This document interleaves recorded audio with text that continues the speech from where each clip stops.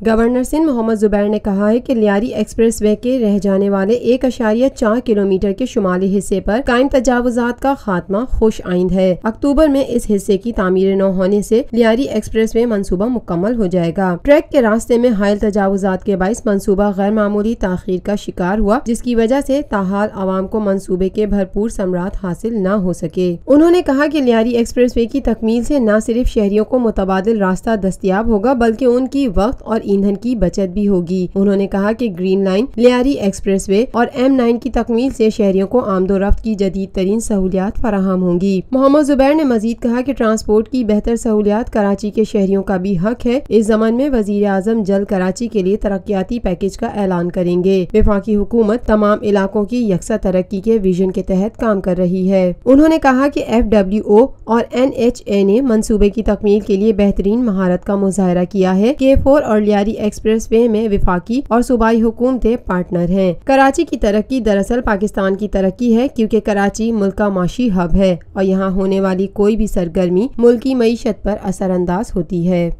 Lotus Lake Towers, a groundbreaking endeavor by Lotus Properties.